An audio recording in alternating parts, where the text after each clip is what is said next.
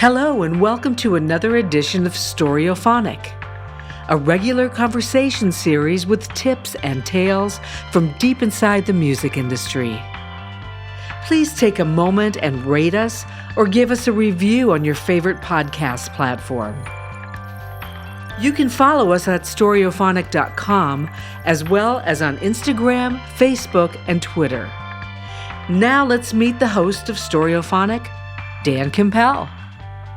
Musician, producer, and keyboardist Brian Kehew is like a one-man audio excavation team. He explores deep musical vaults to mine exquisite audio gems for bonus tracks and remasters with artists like Fleetwood Mac, Aretha Franklin, and hundreds of others. I do remember when I was young, one time our little record player, it had a little detachable speaker for stereo, and the speaker broke, and I just pulled it apart with screwdrivers. I saw a wire was not connected and hooked it up, and I was like, oh, it's not weird or scary to open things and get into them and understand how they work. That was definitely a significant moment. I was like, yeah, I've got tools here. There's a screw. It's broken already. I'm not going to make it worse. Whereas most people will see those no user serviceable parts inside. That's an invitation to me or some of my friends to go at it. Currently touring with The Who, Brian is a keyboard expert, the co-author of the book Recording the Beatles, and he presents an annual lecture series at Abbey Road Studios in London. He possesses golden ears and extraordinary skills. Let's plug in with Brian Kehew on Storyophonic.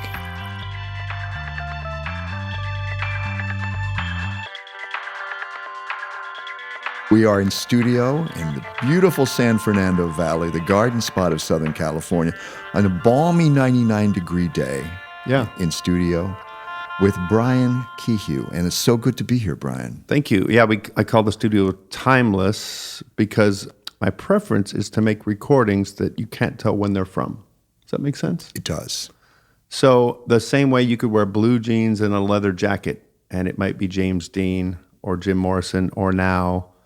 You know, some things are more timeless than, and so if you're using something very trendy, auto-tuning or looping or certain synth sounds and things, those will date your record. Even if it makes it hip right now, that's why we have trouble listening to some 80s records or 90s music with the big drum sounds. Especially 80s music with the big drum sounds. You're right. Now, in your studio, on the other side of this glass, there is a behemoth Moog synthesizer. It looks to be about 6 feet tall. It recently emitted a sound that sounded like a pod of whales went for Mexican food for lunch. Yeah. And it's an amazing instrument. You indicated to us that sometimes instruments like that can develop personalities. Is that correct? Yeah, it's a system. What I like about the Moog synthesizer, and this is an original design. In other words, when Bob Moog created that system, it was a set of, let's say, panels with knobs and switches and jacks to plug things in.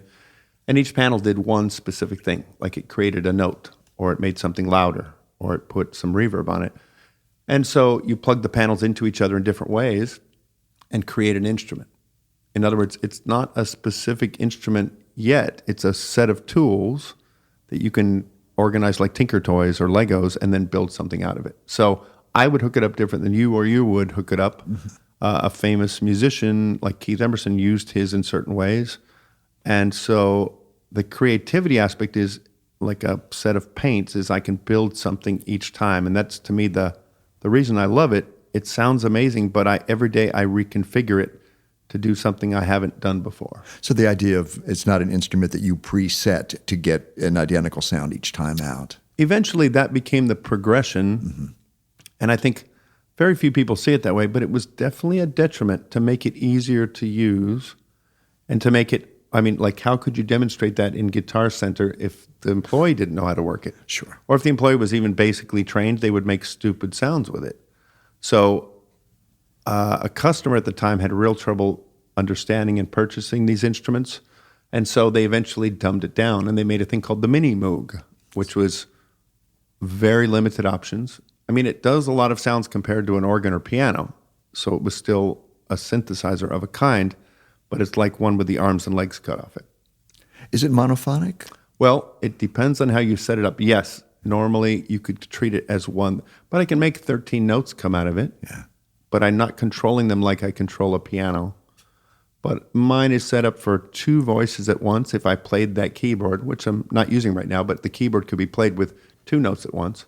And there's ways using MIDI and other controllers to make it do multiple notes at once. Nice. Took us a second to get this interview scheduled with you because you've been on the road with a band, with a fairly extensive tour, and it's a young band we've never heard of before called The Who. Yeah, they're trying to make it big, and if they keep at it, they might succeed someday. The Who. And one of the great devices, and our listeners can see this on The Who's official website, but I've been watching the videos that you've been shooting from the stage with The Who, which are very interesting to see from that perspective. It was a thing we've been doing for a while. Our lighting director, Tom Kenny, just suggested to me one day, since I know their history and I've been around for years, to maybe write something about each show as a blog and maybe take some pictures. So yeah, okay, I got a little camera.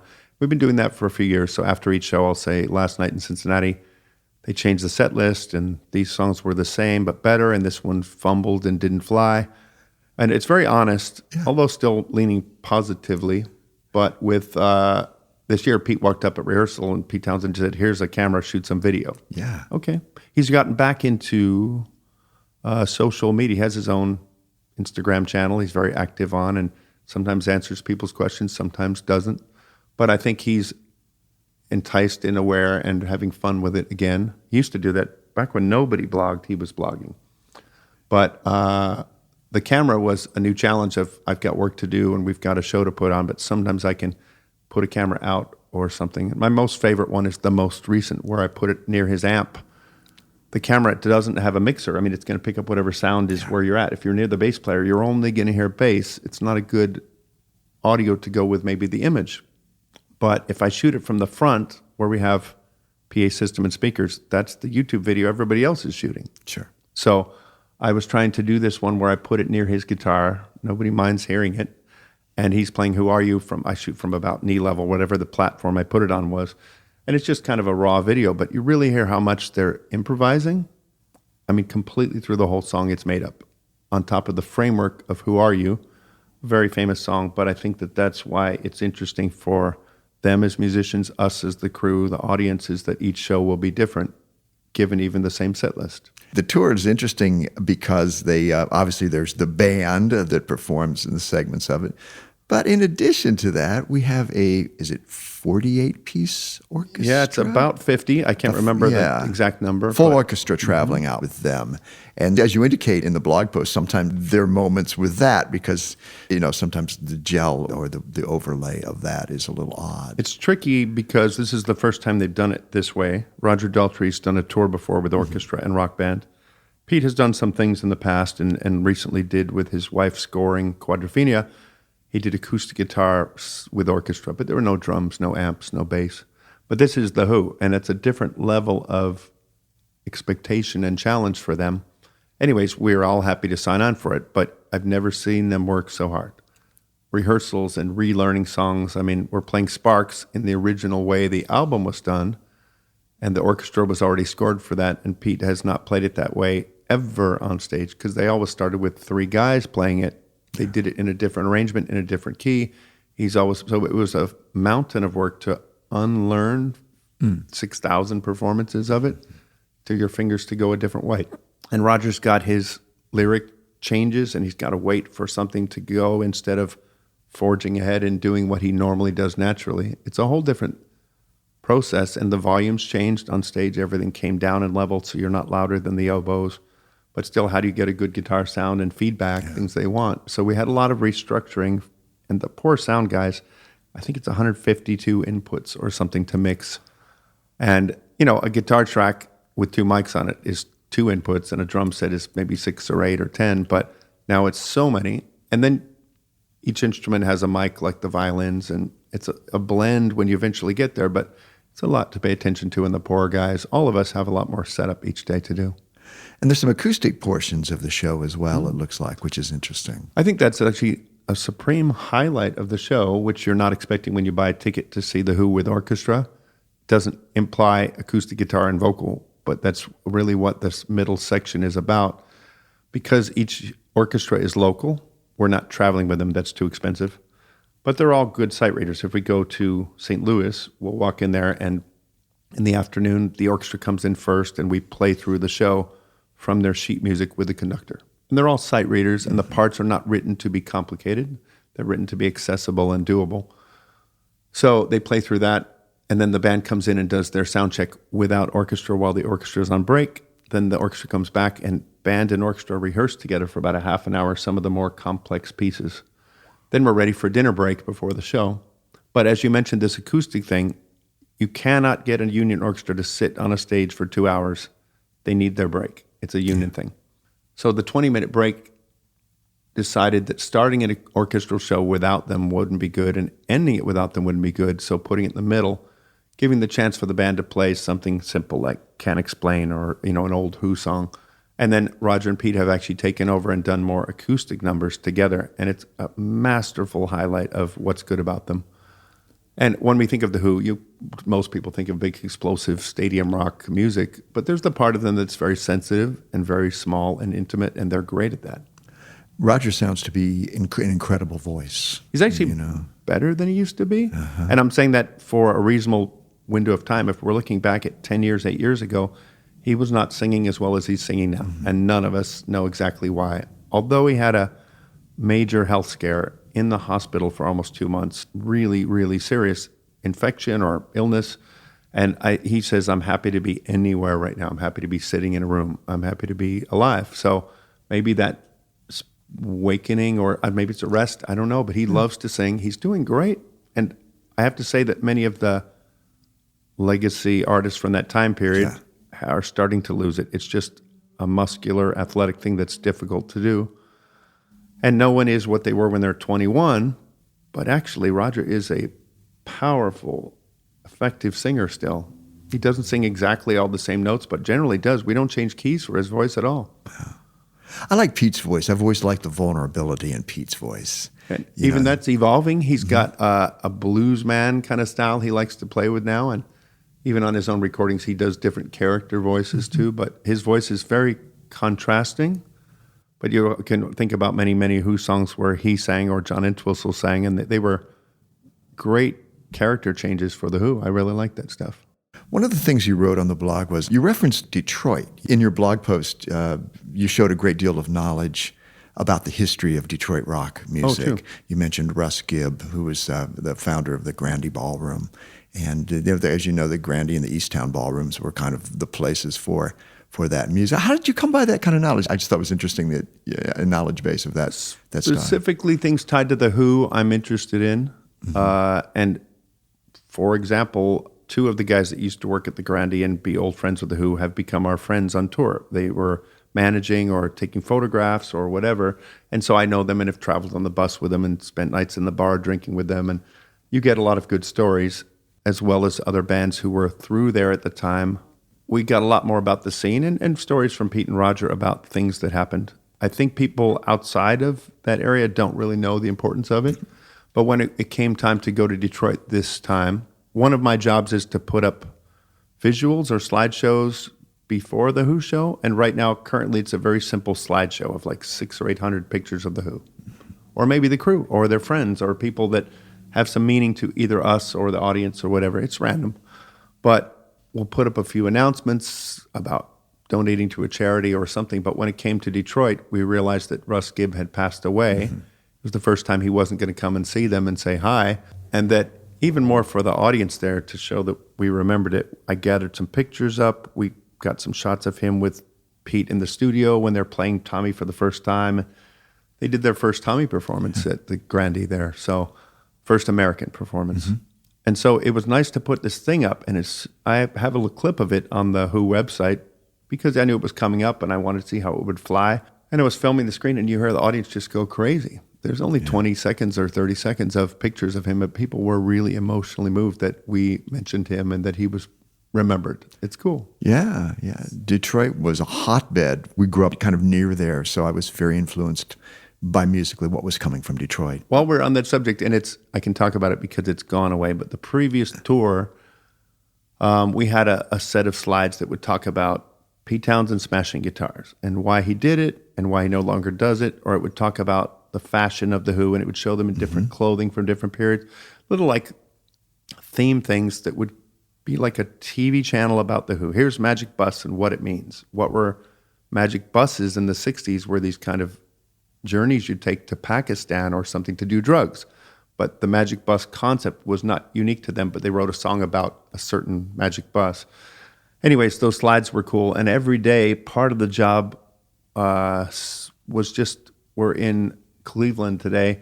How many times has the Who played here? First in 71 and then 4 times in 76. And here's the set list. We'd try to generate like 5 or 10 minutes of information, maybe some photos, maybe some newspaper reports, unique. So if you're in the audience in Chicago, here's the whole history of the Who in Chicago. Here's a picture last year. Here's something important that happened. But what we would also do to make it fun, we would say special thanks today to, and we would mention if like, I don't know, if Elton John was coming to the show or something, we would say, hello to, but we'd also have the sound guy's brother and would say, Tony Wilkinson or something, congratulations. But we'd also jump on Facebook. Each event on Facebook, if it's your party or your big concert, has a thing, and people would click on and say, I'm going to the Who tonight, or I'm taking my son to the first time. And we would thank those people in letters on the big screen.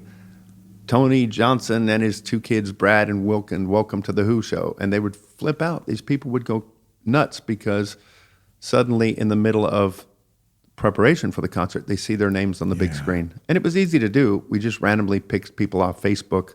And that's why I talk about it now, but I didn't talk about it then. We didn't want people to know how it happened. That's very interesting. Well, I remember the first time we did it, and some guy's name was up there, just a random person. I'm going to the show tonight, and Roger, whatever. And we heard this guy go, "No fucking way," really loud. It was so interesting what Tommy has become culturally. Yeah. That it began as as very ambitious, unlike anything we had ever heard before when it came out. We think about the Who, we think about the guitars, but the Who actually very, very keyboard-oriented band as well. Yeah, in fact, it's certainly a side of Pete. He plays a lot of instruments, but guitar being so well known, but the keyboard work, generally his own, is incredible. You think of Bob O'Reilly and Won't Get Fooled Again as the biggest examples, but there's a lot of other examples. And when they hit Quadrophenia and then the Tommy film soundtrack in 75, there's tons of keyboards.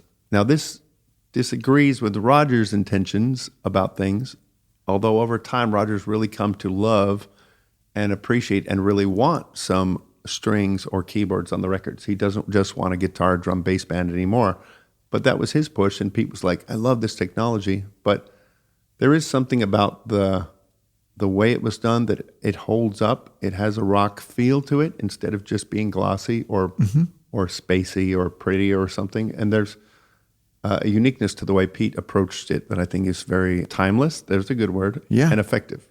What's kind of what you said at the beginning is sometimes if you use the flavor of the month in recording, you listen to it a year later, it sounds cheesy, We're lucky their records don't go boo, boo, boo. I knew I would hear the syndrome, right? That's a very dated thing. It's a very dated thing, man. But when I hear the keyboards to Won't Get Fooled Again, immediately I know what that is. It's such a signature, and it doesn't sound like something old. And it's also, again, it's a thought process that I really appreciate. Creativity. He's playing an organ, and it's not a famous Hammond organ, but it's a Lowry, which is a little more varied, but maybe not as powerful sounding. But in the way he does it, it does sound very rock and powerful, but he's running it through another synthesizer to make it chop the organ and to make it filter in and out like a wah-wah pedal. And in fact, he's not really playing anything difficult or challenging, just holding chords, but it makes this articulated, almost sequencer sounding thing while it's not a sequencer. And the same way that home organ that your grandmother would use, he's doing Baba O'Reilly on it as well too, by coming up with a method where it doesn't require a lot of keyboard technique, but it's running arpeggios and parts that are sort of improvised, sort of repeating. As he moves his fingers around, it makes this hyper complicated thing that people couldn't do with a sequencer. Brian, among the great things that you get to do in your career is go into the vaults and discover outtakes or things that were never released, from artists by which we're familiar, and it's kind of sounds like a detective kind of vibe to find these things. And I'm looking at one up there on the wall that I'm interested in, and I know that you worked on, and it's Lee Hazelwood. Good call. I get a smile when you say Lee Hazelwood. It makes me laugh, and he's funny. But many of my friends are diehard Lee Hazelwood fans. But this label called Light in the Attic, one of the more creative and adventurous local labels, they're international now, but they're a big independent, had gotten the rights to all the tapes in Lee's company, LHI, Lee Hazelwood Industries, recorded and produced a lot of other people too. Yes. So there's some great singers on there, great things he worked with producing, and they had the rights to use that. They literally brought in almost every tape. We went through them, we transferred them, we had songs that were only in mono, so it would make a nice stereo mix that sounds like 67, or we'd find things that were never released. But one of literally my favorite bits about the big red box set up there, I told them, I said, I never met the guy, and I don't know all about his life as some people do, but on every tape he's in the studio, and he's talking to people, like Anne Margaret, who happens to be cool as hell. And he's like, come on, little kitten, let's do another vocal. And then he would say all these hilarious things to the session musicians, and it would just be so charming, and you could see why everybody liked him. All the girls fell for this guy who was all of like 5'4.5", and not the shapeliest guy, a lady killer. But his charm is immense, and I picked it up from going through all those tapes, and I told the guys at label, I think you should take all the spoken word parts and chop them out and make a track of that. And they actually did make a record in there that's just Lee Hazelwood talking, and it's literally make you smile all day. It's so funny. Yeah, he's one of those characters of music of a certain era that had his hands on a lot of things we know. Obviously, people might know him from his vocal work with Nancy Sinatra, in possibly one of the most surreal songs in a very surreal period, Some Velvet Morning. Yeah. Which is... I mean, he's oddly enough creative and experimental in ways you don't expect. They're trying things in the studio, and it was kind of still some run-of-the-mill standard country type stuff, but he's got weird reverbs going, and they've got cool effects. And again, his voice is so gravelly and growly, it just stands out like a lightning bolt against probably what a quote-unquote better singer would do. He has more character. I was looking at your credits, or what version of your credits I could find online, and I think there were 351 things I was looking at. Wow. So I didn't want to print them out because I have too much interest in the forests of America to do that. As always, I'm always so interested in the way that this is sometimes handled. There are records that you have credits on that were made before you were born. And the reason is because there are historic things that maybe were recorded, like Art Pepper, for instance, at a certain period of time. Is this a facility you were born with, this kind of audio finesse, this audio ability to hear what most people can't hear? I can think backward to when I was young. My whole family was musical, but not professionals. Like my mom and dad loved to sing. They both could play some piano. Dad played clarinet a bit, but not really doing it for, not performers at all. Yeah. But my mom and dad met here in LA in Hollywood at a singing club in the 50s. They used to hang out at the Dresden Room. And so there were these groups of people who would just get together and like sing popular songs around a piano. It kind of seems weird now, but that's what people did, and that's how they met. So we all grew up, listening to AM radio, singing in the car, buying records, listening to their albums, going to musicals, whatever it was that was, a musical film even. But I do remember when I was young, one time our little record player, it had a little detachable speaker for stereo, and the speaker broke, and I just pulled it apart with screwdrivers and saw a wire was not connected and hooked it up. And I was like, oh, it's not weird or scary to open things and get into them and understand how they work. That was definitely a significant moment. I was like, yeah, I've got tools here. There's a screw. It's broken already. I'm not going to make it worse. Whereas most people will see those no user serviceable parts inside. That's an invitation to me or some of my friends to go at it. And of course, we've got a universe now of hackers and DIY people that love to drill holes in things and modify your car and modify your guitar and pedals and anything to make it better. And I think that's a more healthy way to be. Yeah. If you think back to Les Paul or Edward Van Halen or Pete Townsend even, you could buy something in the store or you could make it better. Yeah. Yeah. And we're surrounded by things that look like they're in various states of being open. I see a 2-inch machine. Yeah. 2-inch tape is the width of the tape. Yeah. So if you think of a big fat pizza, but it was 2 inches tall, like a deep dish pizza, that's the size of the professional recording tape from the 70s, 80s, 90s. And it runs for about half an hour. You could put 3 to 5 songs on it, and you have 24 tracks of music.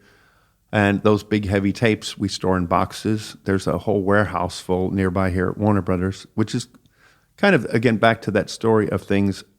Years ago, my good friend Bill Inglot was working on a modern record with me, recording a friend, and he was like, you work really quick, and the sounds are very traditional, and I honestly don't love the sound of any new records, even back then.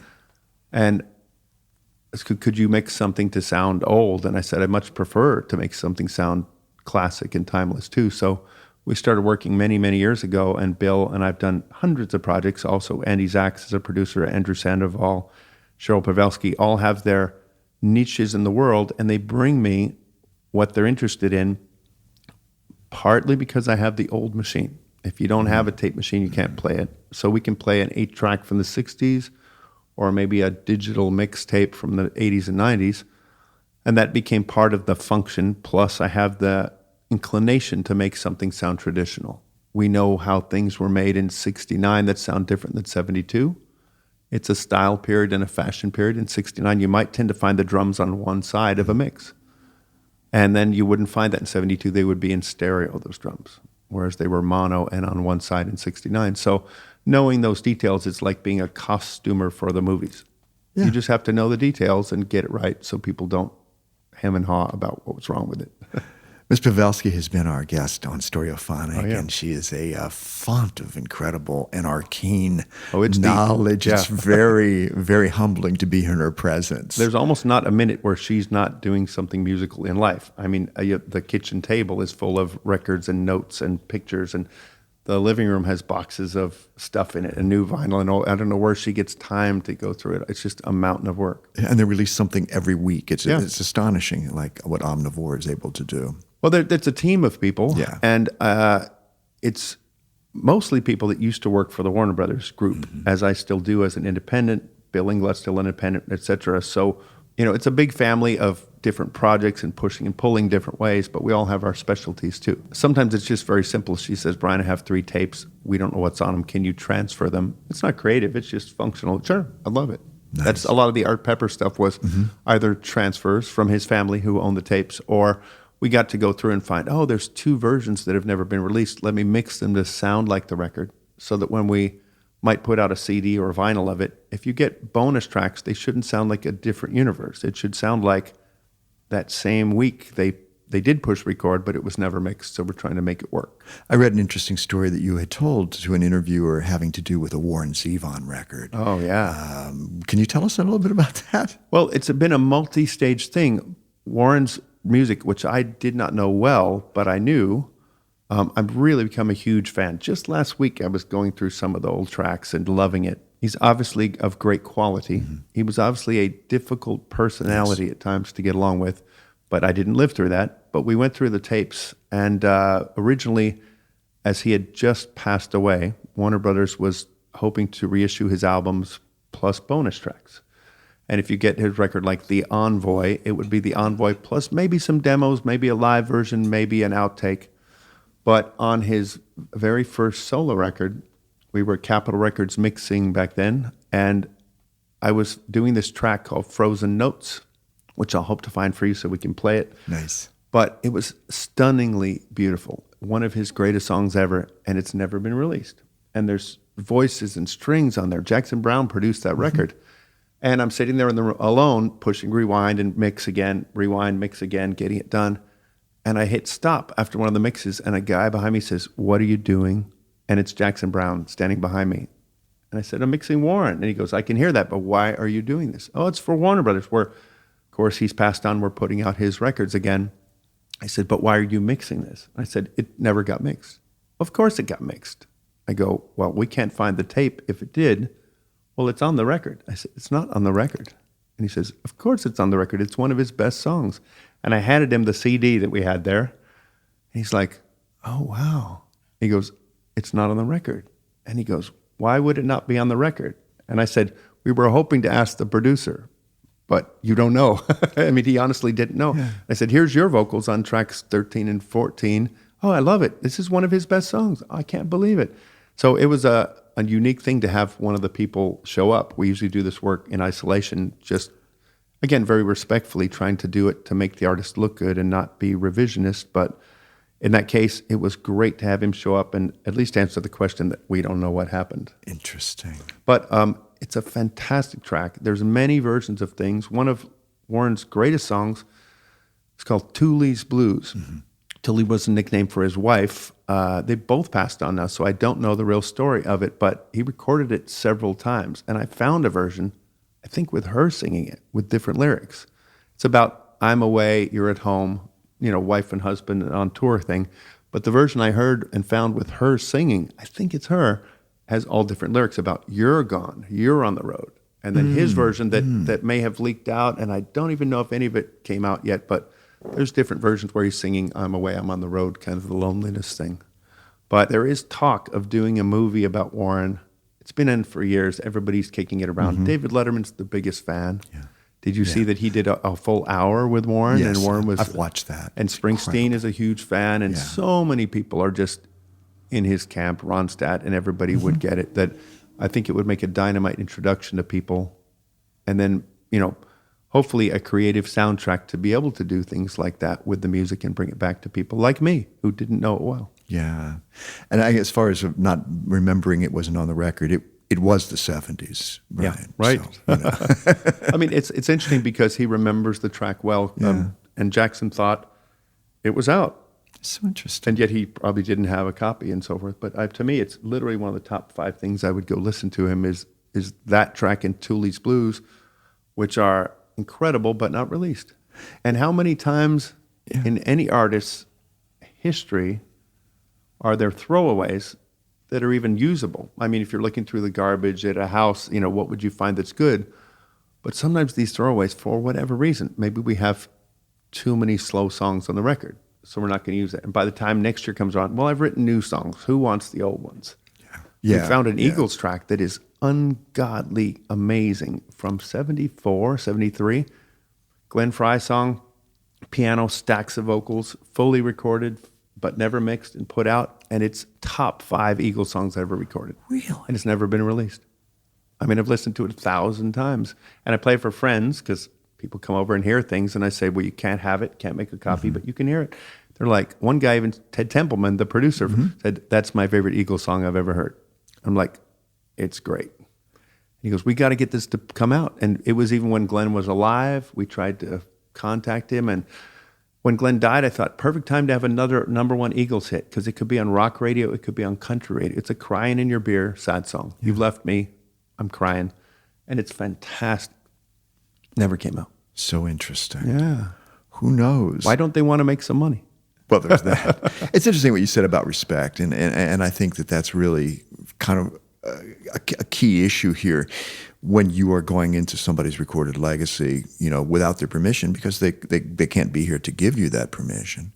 Yeah. And how do you treat that? And obviously people recorded things without knowing that sometime in the future, it might be remixed or it might be appropriated in some way. I think the younger you are and the less experienced you are, the more you need control of everything.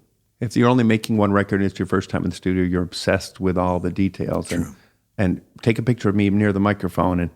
But if Elton John goes in to do his 36th album, he doesn't even care about documenting it or the outtakes. And he's also, well, we're going to do some surround sound mixes. Okay, do it. I might hear it when you're done. I might not. And I find that with The Who, they've done enough in life that they are not control freaks. There's too many important things to worry about. Yeah. And yet, I wouldn't say that this is not important, but Fleetwood Mac, which is a wonderful band, one of my favorites in all eras. They're one of the greatest bands ever. We've been through at least 7 or 8 of their albums and made live albums and outtakes and demos and so forth. And you would think for a band that really has a lot of stake in their records and they're very involved in what they do, but it's typical Warner Brothers behavior. We go through the project and find what we can find before it's announced to people, because then managers get involved, and the second managers and the third managers and the publishers. And we just want to see if there's something usable, first of all, not always true, but if there's enough material to whittle these 20 hit and miss things down to the 10 best and offer saying, hey guys, would like to release Tango in the Night. It's the anniversary or something. Plus we can put on a bonus disc and some 2 live tracks. And they say, oh yeah, great. So they write some liner notes, they listen to it and they will approve it. But for a band that's so powerful and talented, they really don't ask, can you remix my vocals? Can you put the back? Because we try to make it as good as possible and absolutely what they would have done. In our case with Fleetwood Mac, they got really into the 80s and the possible use of chemical stimulants or whatever, and people worked through the night putting 1,000 vocals and keyboards on. We like to try to pull it back to, again, that word timeless, a version that sounds like a drummer, a keyboard, a bass, a guitar, and some vocals in the room. That's the Fleetwood Mac most people identify with. So if you find that one of those songs that has 1 million backing vocals and 3 percussion tracks and 17 guitars, here's the raw version of Gypsy or something with them in the room. It sounds like Rumors playing Gypsy. And that is a comfortable thing. That's the Fleetwood Mac we're going to see on stage next year or whatever. It's the voices we know. It's not 80s drum sounds with all the reverb. And so it's a very nice way to put forth that this band was great in the essence of what they do before even all the studio work. Sure. We'll be right back after this. At Storyophonic, we are obsessed with great sound. Every episode of our podcast is edited and mixed using the software plugins created by iZotope, the secret weapon of professionals around the world that inspire and enable creativity, save time, increase productivity, and deliver professional sounding results. To find out more, visit iZotope.com. That's spelled I-Z-O-T-O-P-E. And now, back to our podcast. We talk about community. We live in Los Angeles, and we have the music community here is unparalleled. So much access, and sharing history with people is also very important. But an interesting person you shared history with, I believe, is John Bryan, correct? Oh yeah, definitely. Yeah. He's a great friend of mine. We don't see each other that much right now, but we're both super busy. But he moved to LA years ago, and I known about him from so many people and projects he'd done. But we met and became good friends, and essentially he'd been couch surfing for maybe a year and a half. Good friends of ours staying at their home, but never really put down roots. And I suddenly needed a roommate and threw it out to him. So he lived in our apartment for about 2 years, I think. And he was a session musician mostly at the time. And the main project then was Fiona Apple's first record, who's become one of my great friends. And he was just meeting this super young woman who was majorly talented and incredible. But he was one of the session musicians on that. And from their bond, he became her producer for the next records. And they did a bunch of great stuff together and still, connect and work together on things. So he's just one of those incredible talents. And I tell people about, if you knew Mozart, but he could also play guitar like Hendrix and also knew how to work synthesizers like Keith Emerson, but maybe plays better and also can do jazz drumming like Elvin Jones. And you're like, okay, this is a special person. Yeah. And many people have discovered his work and his talent, and he is known for so many things, but I think he's really fallen into soundtracks for a while. First working with Paul Thomas Anderson, another friend of ours, and then branching into other things. I mean, the Kanye West record, which is a bizarre story. How did that happen? But Kanye called him to say, I want you to work on my record. Yeah. And it did incredibly well. Yeah. You inherited a project from him, right, with Fiona Apple? Is that there was a lost Fiona Apple? It's hard to even put a term. It's not, inheriting, I guess, is one term for it. But I mean, they were doing her third album. Yeah. It had a big budget, and they'd worked on it for a long time. And as they got to the point, and I was visiting here and traveling there, we went to Abbey Road together, and they were putting strings on it, and she was recording vocals here. And it just took a long time, and they had freedom. They had a budget. They had opportunities to rent equipment or stay in a special place. And it was progressing, but along the way, everyone seems to have not been clear on what they wanted to do and what the thread should be. And I remember talking to all of them. We're all involved in it and just saying, well, they were mixing it even, and the record company was just not interested in this kind of filigreed, layered, not complicated, but just orchestrated and unique music, very artsy and very cool, and still rhythmic and still full of hooks, but they didn't hear it as like Katy Perry music, I guess. Yeah. And the stereotypical cringy, we don't hear a single, which kind of was true about her previous record, although it did well. It was sales-wise, a step down by a third or a fifth from what the first album had done. But when I first heard the first album, again, these are my friends working on it, I didn't think there were any singles on her first album, but she had 5 of them, but I thought it was a great record, and it is. So people will listen to different things if you put it in front of them, as Queen and Lynyrd Skynyrd and the Moody Blues and David Bowie have proven over time. Put out a bizarre, really long record with orchestras and poetry reading and noise making, like Whole Lotta Love has a minute and a half of tapping and weird noises. It's a huge song. So record companies, in this case, were detrimental, and they kept saying, we don't think it's working, we don't like it. And so they were willing to reapproach it, but I think certainly what's been told to me is they wanted to be there every step of the way. Yeah. If we're going to write you a check for the next song, we have to be there to make sure, or at least we have to approve it. And they just didn't want to work that way. And so it was many months later, there was this following going about that record.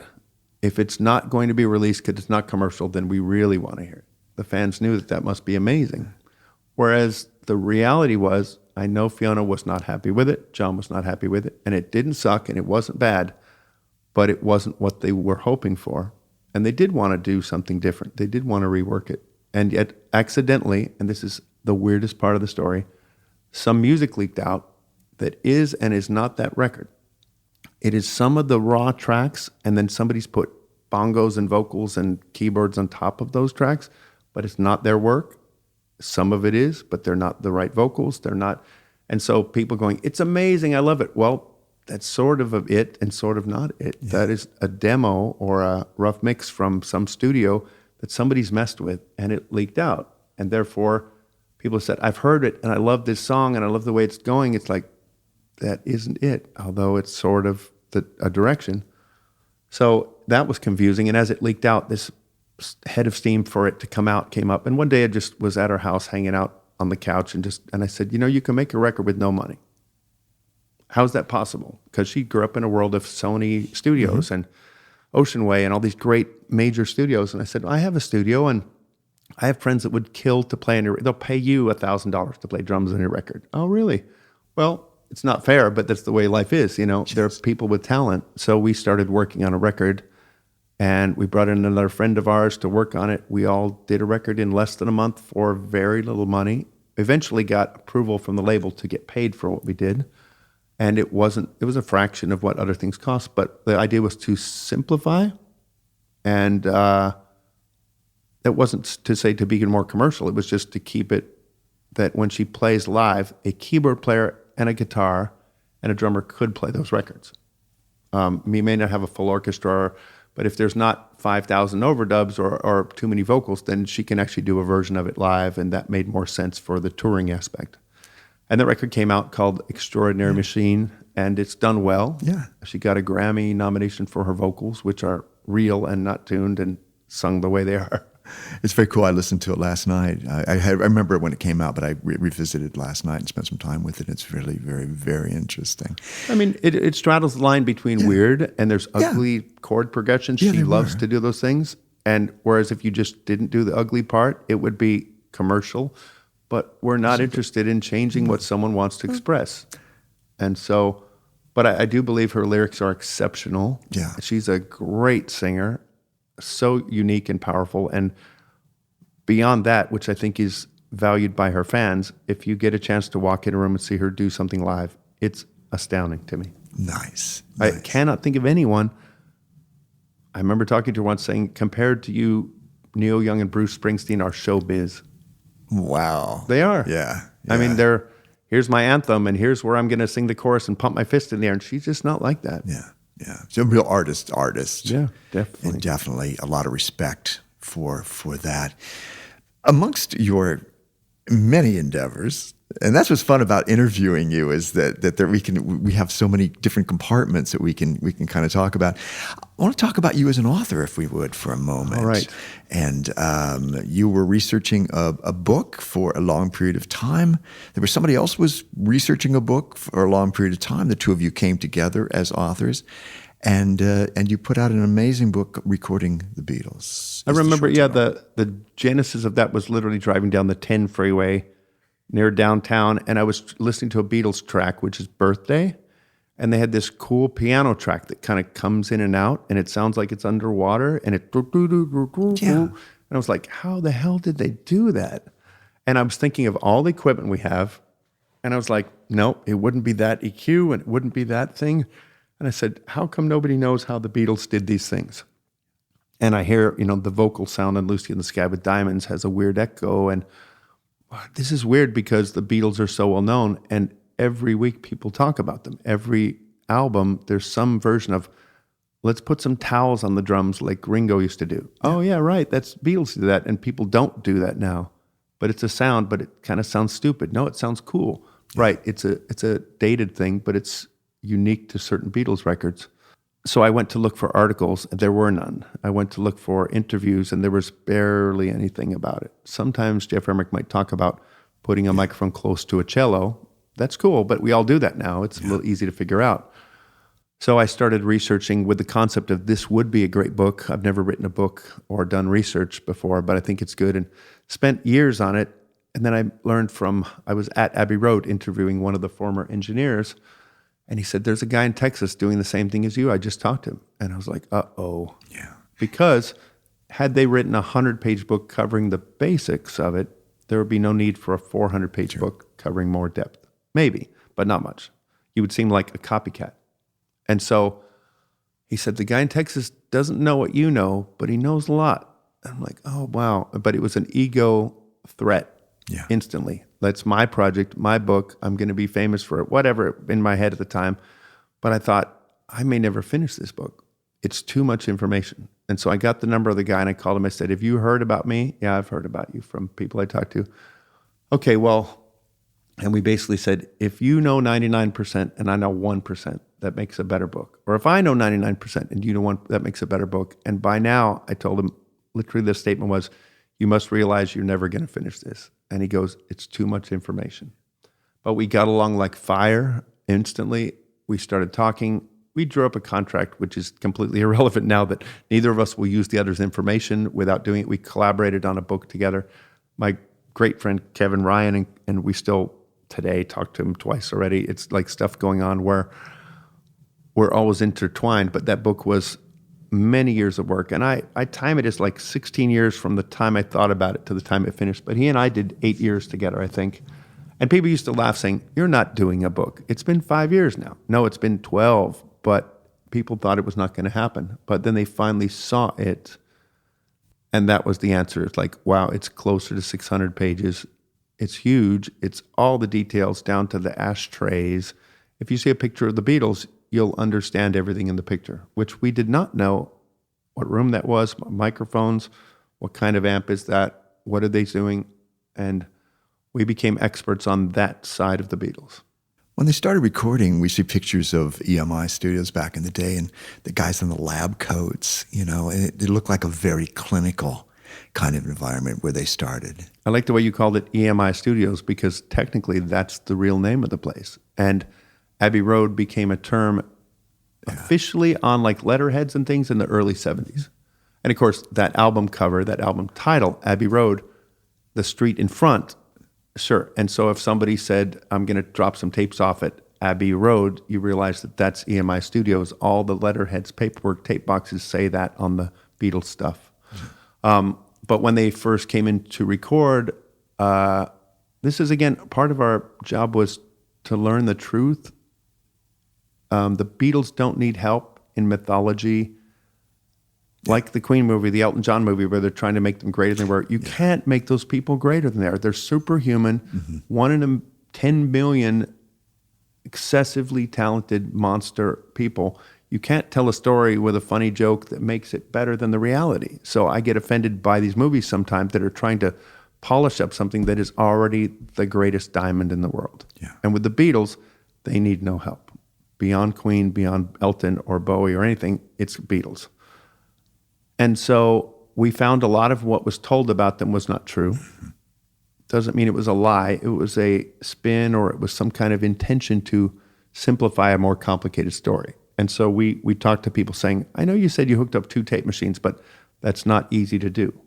That's not normal, and it's not been done. How does that work? But the fact that if the Beatles ran 2 tape machines in sync on a day in the life to make the big orchestra sound, their technical engineer, a guy that was helping them in the studio, Ken Townsend, came up with the idea overnight, which had not been done before there, but to be historically accurate, people in France had done it before on experimental music. Yeah. But no one knows that unless you really get into it. Phasing and flanging, the Beatles invented it. No, Les Paul had done it before. He didn't release a lot of it, but he was also playing with 2 records of the same thing and putting them out of sync and seeing the sounds of it. So being first is not important. If I had feedback on my guitar before somebody else, it's kind of in how you use it. And so there are innovators like Hendrix, the Beatles, et cetera, that maybe play something through a Leslie.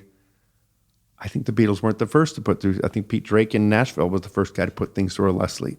But it didn't influence the Beatles. The Beatles conceived of things with their people in their own world, and it seems more important because they reached millions of people.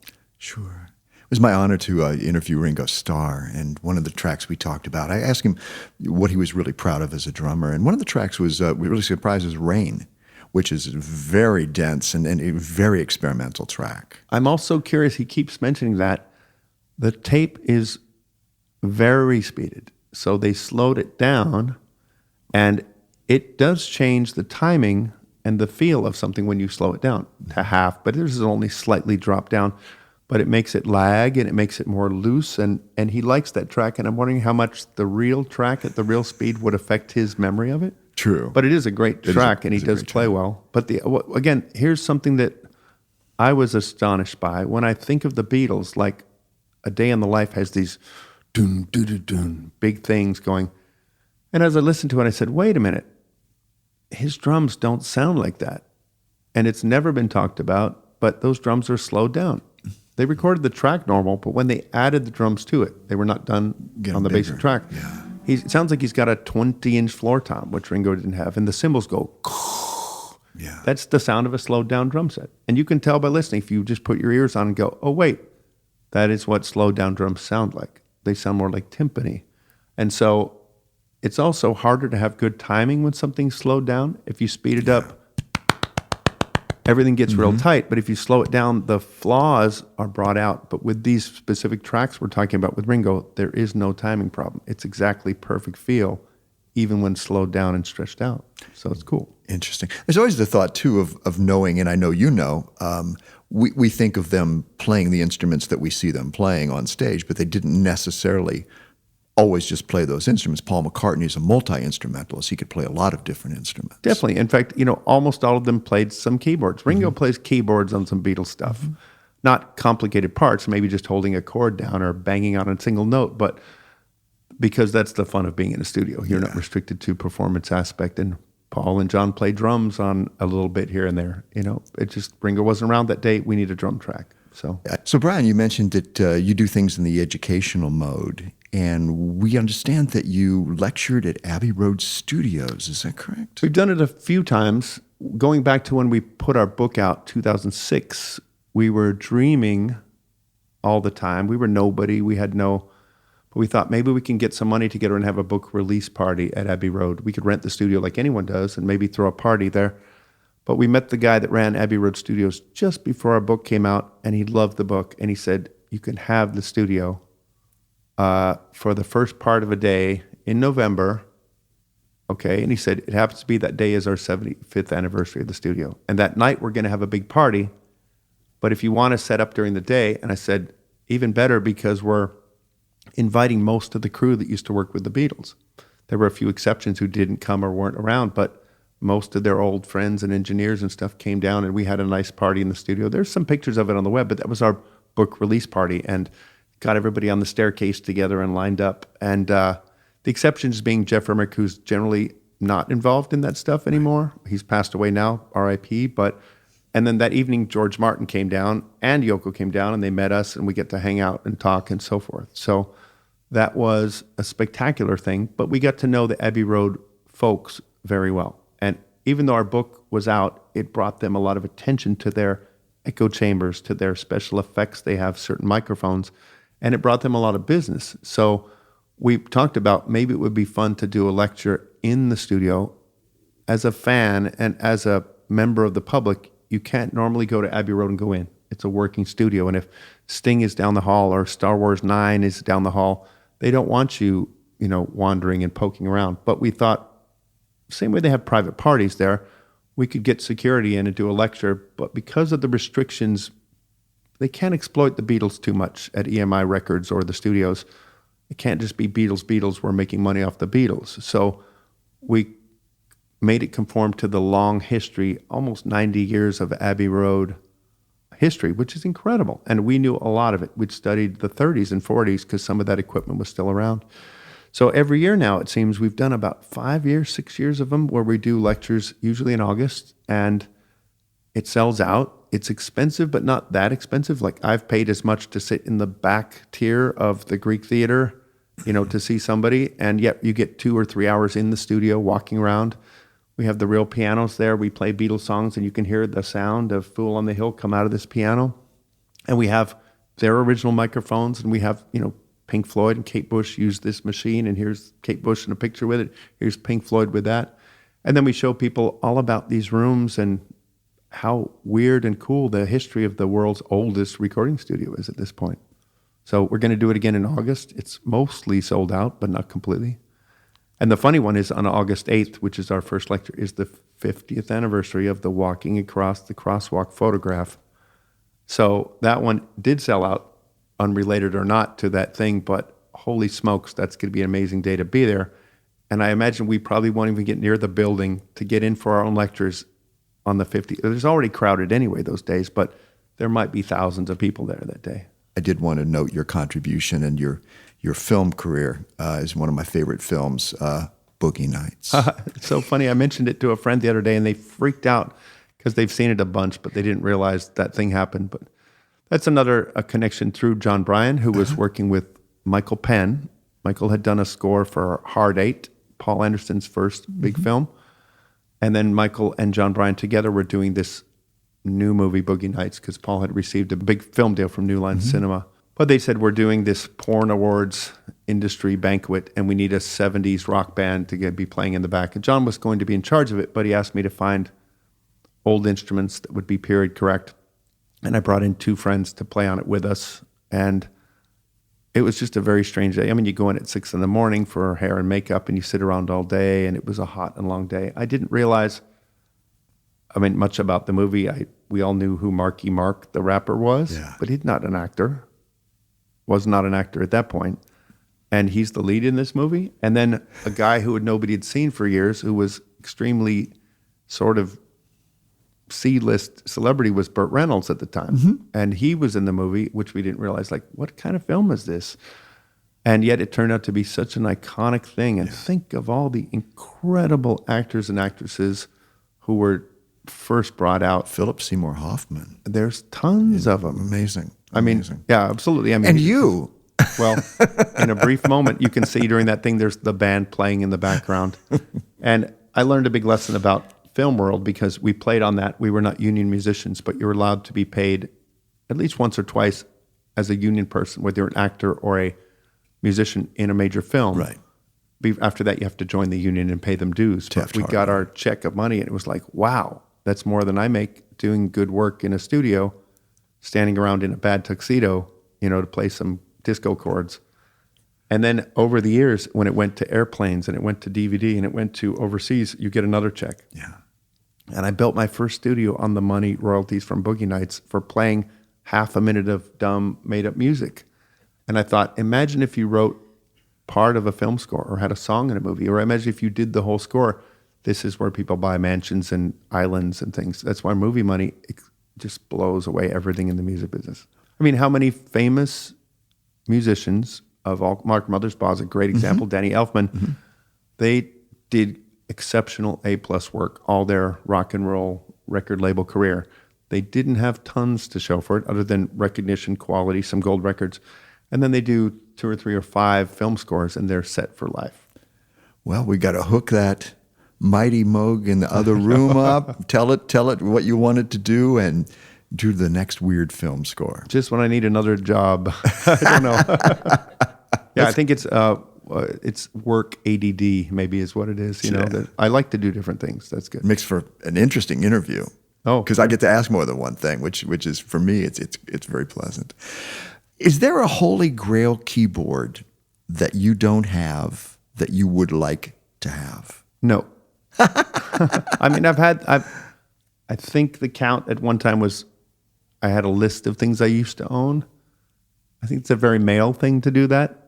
But I had a list of all the instruments, and it was like 70 or 80 different instruments from Fender Rhodes to many Hammond organs to many synthesizers. And I'm down to like 3 or 4 that I consider the very best of the best, and other things don't interest me. But I mean, that's maybe the seasoning from having been there and having the chance to play with something and saying, this is cool but limited, or this is nice, but it's just not what I really want to do with my life. You know, spending time to learn to play the Hammond organ, great. I don't have time for that. So, well, part of what you get to do is go into archives, find unreleased music from artists whom we may know and kind of bring that to the forefront.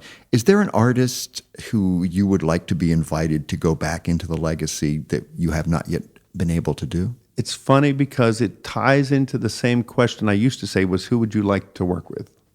Now, that's a personal connection versus a impersonal. When I go through the Van Halen tracks or I go through the Aretha Franklin, I'm never going to meet them and I don't care to. It's about getting the work done. But their answer was always Ramones, the Cramps, and Cyndi Lauper. Strangely enough.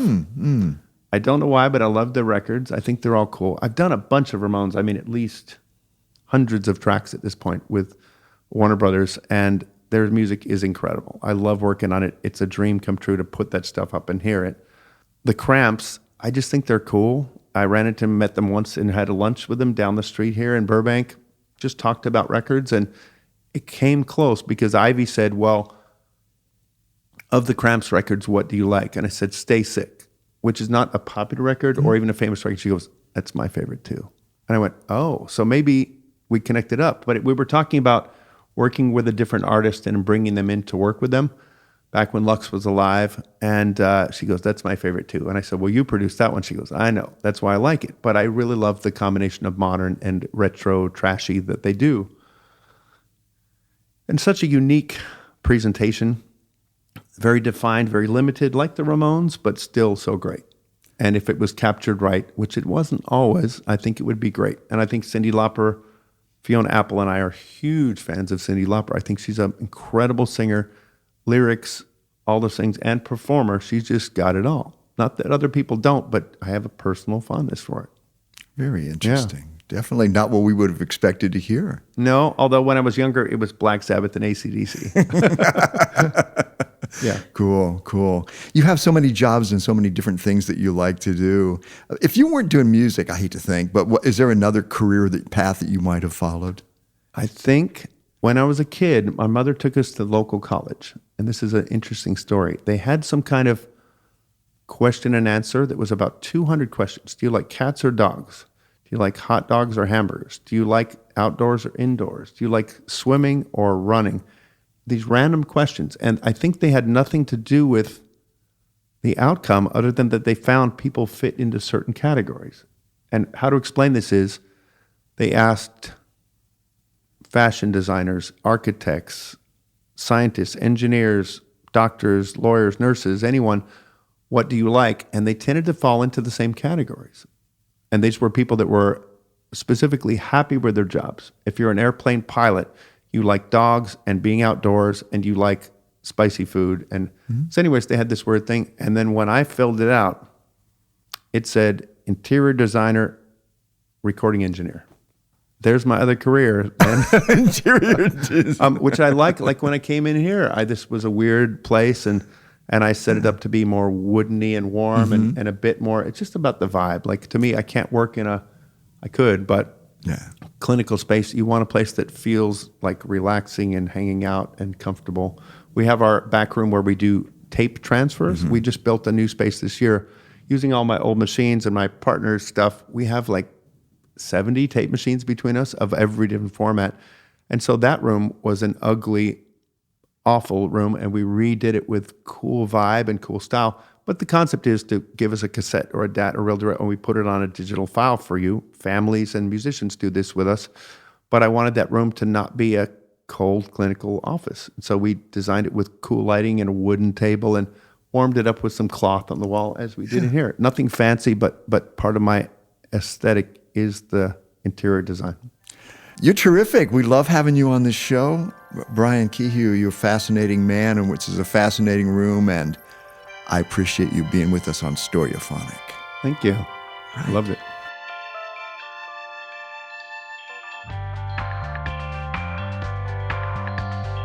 This episode of Storyophonic was produced and edited by Lindsay Tomasik. Our theme music was written and produced by Dusty Gray.